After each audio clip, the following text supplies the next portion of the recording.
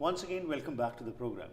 ਅੱਜ ਦੇ ਸੈਗਮੈਂਟ ਵਿੱਚ ਐਂਟੋਨੀਨਾ ਜਿਹੜੇ ਕਿ ਇੱਕ ਸਰਟੀਫਾਈਡ ਨਿਊਟ੍ਰੀਸ਼ਨਲ ਪ੍ਰੈਕਟੀਸ਼ਨਰ ਨੇ ਗੱਲਬਾਤ ਕਰਨਗੇ ਤੇ ਦੱਸਣਗੇ ਕਿ ਜਿਹੜੇ ਡਿਫਰੈਂਟ ਟਾਈਪਸ ਆਫ ਆਇਲਸ ਅਸੀਂ ਵਰਤਦੇ ਹਾਂ ਉਹਨਾਂ ਦੀ ਕੀ ਇੰਪੋਰਟੈਂਸ ਹੈ। ਖਾਸ ਤੌਰ ਤੇ ਸਾਊਥ ਏਸ਼ੀਅਨ ਭਾਈਚਾਰੇ ਵਿੱਚ ਤੇ ਤੇਲ ਅਸੀਂ ਜ਼ਿਆਦਾਤਰ ਖਾਣ ਪੀਣ ਲਈ ਹੀ ਵਰਤਾ ਕਰਦੇ ਹਾਂ, ਲੇਕਿਨ ਐਸੈਂਸ਼ੀਅਲ ਆਇਲਸ ਨੂੰ ਅਸੀਂ ਉਹਨਾਂ ਦੇ ਐਕਸਟ੍ਰੈਕਟਸ ਜਿਹੜੇ ਨੇ ਉਹਨਾਂ ਦਾ ਬੈਨੀਫਿਟ ਅਸੀਂ ਲੈ ਸਕਦੇ ਹਾਂ। ਕਿਸ ਤਰੀਕੇ ਨਾਲ ਮਾਨਸਿਕ ਤੌਰ ਤੇ ਸਰੀਰਕ ਤੌਰ ਤੇ ਬੈਨੀਫਿਟ ਦੇ ਸਕਦੇ ਨੇ, ਆਓ ਜਾਣਕਾਰੀ ਲੈਂਦੇ ਹਾਂ ਐਂਟੋਨੀਨਾ ਤੋਂ। Welcome to the program. Thank you for having me. Thank you. So today we would like to know from you about your experience regarding oils, extracts of oils. I was just mentioning that in the South Asian culture, generally oils are mostly used for cooking purposes. But of late we are finding that oil extracts have started to be used for bathing purposes and even used on skin, and you can inhale them for better health. So oils, are they only good for the skin, or they can also be good for your body as well as for your mental issues also, challenges also?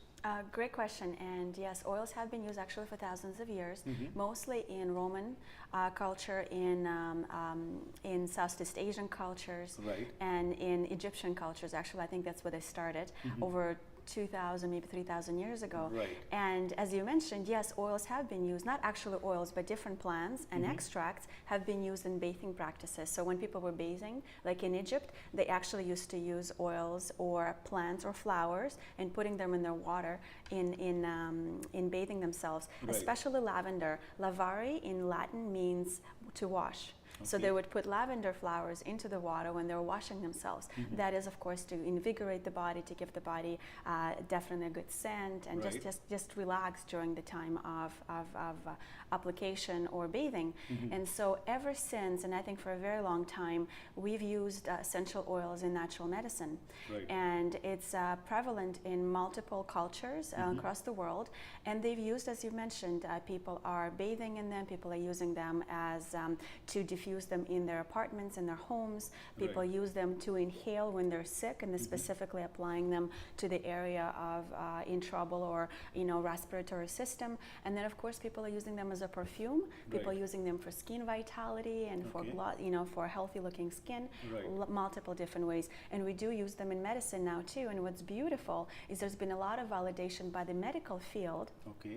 in the last number of years, that actually in a lot of scientific evidence that shows that oils indeed have very therapeutic properties. So what kind of oils? Are these just tree extracts or flower extracts? What kind of oils are available today?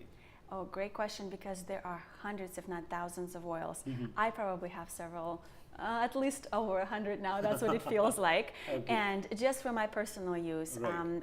I could definitely use them with my clients, and I would occasionally educate them on some extra benefits of adding them into their lifestyle. Right. But generally for myself, I use them in my home. I diffuse them in my bedroom when I go to bed.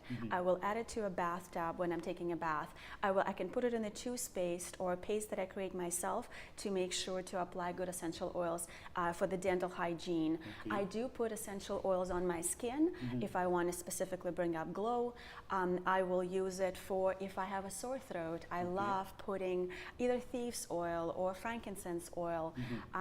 So there's multiple applications, and there are hundreds of them. Right. I just brought like several of the ones that I almost use on daily basis. Okay. But there are many, and there are people that are definitely, this is what they're passionate about, Right. is the oils, and they know so much more than I do. Right. But for my general use, and for sometimes I would refer my clients to look at them as well. So I said, there's so much information right now. The internet is filled with incredible amount of research, amount of applications, different Right. ways in how people use them, even putting them in your laundry. Okay. Right, so they'll take a little bowl and put some drops, and then put them in the laundry or things like that. Right. So Antonina, tell us that can there be a substitute for medicine also, like the allopathic medicine which we take? For example, let's take an example for throat. If it is sore and you're coughing, or there is a nasal congestion, so can these oils be a substitute? I would say that from my personal perspective, yes, they can. I Okay. choose to use essential oils and supplements instead of drugs. And there are some actually interesting studies when show, even if they're used with drugs, for example, there was a study, if I can remember correctly, there was a study in where the stress relief study, Okay. in when they showed how people that were given a drug and essential oil responded much better to the treatment, to Okay. the anti-pain and stress relief symptoms, Right. were significantly reduced in comparison to those people that just took the drug. So recovery can be faster. Absolutely. Okay. The recovery is usually faster. That's what we find in research. Right. And so you talked about lavender. That's. Tell us what advantages can one have by using it constantly? Like what changes can one find in the body? So let's specifically, like, I wanted to make sure that I'm kind of scientifically backed for what Right. I'm saying. So there's lots of science that shows that anxiety relief of anxiety, and there are multiple studies that showed that lavender has been incredibly successful or has aided in therapeutic function in helping relieve anxiety, whether people were going for surgeries Right. and they were given the inhalation of lavender, whether people were applied, lavender was applied topically in the area of an issue, whether, for example, there was one study where there were 90 anxious patients awaiting the heart surgery that were given to inhale, actually distilled, used distilled water and drops of lavender. For 20 minutes they inhaled that diffusion, and the anxiety was reduced dramatically when people were questioned, when all the people, the 90 subjects that were studied, were asked about how they felt, whether the anxiety lowered. They said there's been lowered by about 10%. So maybe that's not a very big difference, but when the blood cortisol levels were checked, the reduction was 69%. Wow. And the cortisol is a stress hormone, so 69% in cortisol reduction after Right. 20 minutes alone. So it's very significant from scientific standpoint. So relieving anxiety, improving sleep. I personally also do this. I have a diffuser in my bedroom, and I will have water in the diffuser, and I'll put a couple of drops of lavender, and I will let it run for a couple hours as I fall asleep, as I'm sleeping. Right. Some people, and there was a really good study, and were 158 women that were just breastfeeding the little ones post delivery.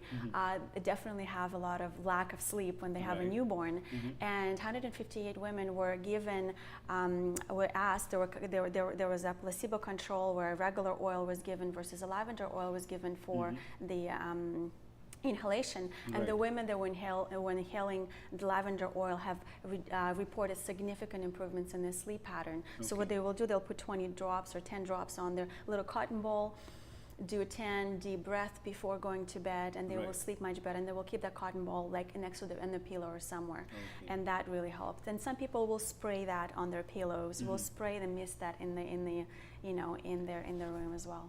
Right. So, what other advantages have been established, and also is price a factor when quality is to be determined, or how do you determine which oil is of good quality and can be beneficial to instead of it can be harmful also? It could be if it's not properly derived, if there's any things that are mixed into it, if it's not properly applied, if not therapeutic grade. So I always recommend for people to look for high quality companies that first of all work with materials, the raw materials, plants and herbs that are high quality, hopefully wild crafted or grown with organic practices. So organic practices are applied where the herbs and haven't been sprayed with a lot of chemicals that we then will be ingesting. So then when they process, they have to be processed very mindfully and make sure, because those oils are volatile oils, and they're very susceptible to oxidation and restructuring. So it's really important that when they're derived properly, so that when you actually get a finished product, it has a therapeutic grade and active constituents can actually be measured. And there are companies that will measure the active constituents in their oils. And of course, for example, for women that use premenstrual pains and things like that, they will apply it on their skin, they will apply it on their tummy, and they'll use it in the massage. So you will usually use a carrier oil, so I will use like a coconut oil, a jojoba oil, or olive oil, and almond oil, and then I'll put a couple of drops of this, and this is what we'll use for a massage. Anything, as I just said before, I want to put on my skin or I want to ingest, I want to make sure that it's that it's allowable, that it Absolutely. actually can be done therapeutically. Well, definitely now ingestion also is increasing. You know, olive oil or flaxseed oil. These oils are good for our health, and as you said, these kind of oils like lavender and others can be used on the skin or can be inhaled, which can be beneficial to us. It not only reduces stress, anxiety, but also is beneficial to our skin also. It was a pleasure Absolutely. talking to you. Thank you for your time. Thank you.